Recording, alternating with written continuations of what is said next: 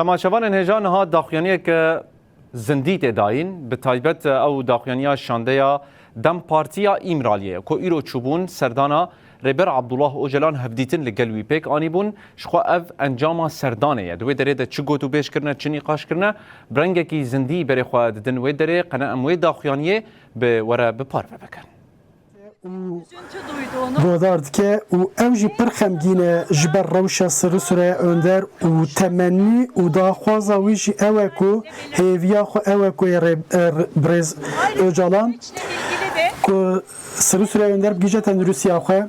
Birêz Öcalan derbarê pêvajoyê de jî got ku ew xebatên xwe ji bo pêvajoyê didomîne û hêviya xwe jî heye. Süreyya Önder'e hitaben Tekildarî Sırrı Süreyya Önder peyamek jî dame. Ez jî vê peyamê bi rêya we dixwazim bi raya giştîra parve bikim. Sırrı Süreyya Önder'e Ji bo Sırrı Süreyya Önder.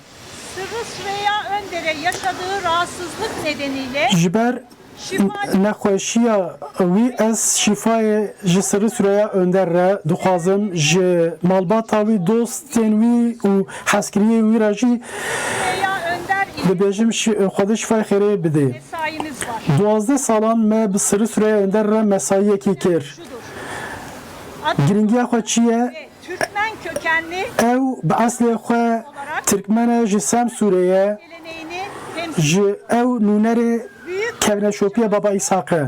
topluma yansıtan toplum Hewldana aştiya mezin ji bo ku bigihîne civakê û hemû pêşdarazên civakê ji şexsê xwe de karî bûye bişkîne. toplumda kırdı.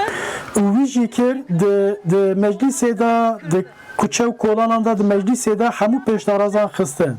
Di şexsê wî de Kültürü dediğimiz şeydir. tişta ku em dibêjin çand û kelepora Anatolyê ev tişt e. Türkmen geleneğini Kevneşopiya Anadolu'ya, Kevneşopiya Türkmeniye jî ev e jî ji xwe li Anatoliye navîn. ve gerçek Türkmenlik özü budur. Cewhera Türkmeniye rast jî bi Sırrı Süreyya Önder En iyi bi goşt û beden bûye.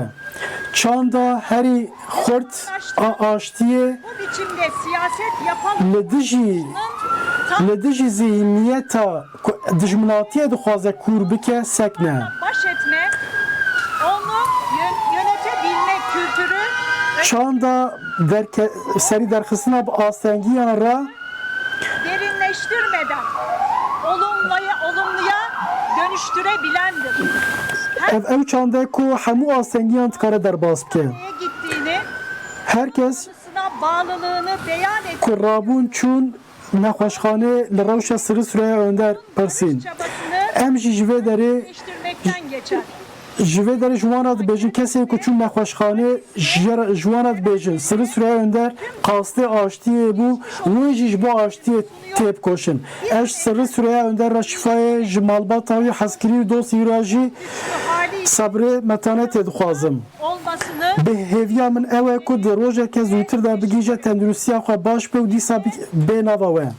bir kez daha Em jî careke din İmralı heyeti li ser navê endamên heyeta Îmraliyê ji Sırrı Süreyya Önderê Rêzdar re hem dibêjin Xwedê şîfayê xêrê bide û hem jî özlemle beklediğimiz bi hesret em li benda wîne çalışmalara kaldığımız yerden ji ku mayî ji bo ku were tevlî nava van xebatan bibe em bêjin ku pêdiviya me pê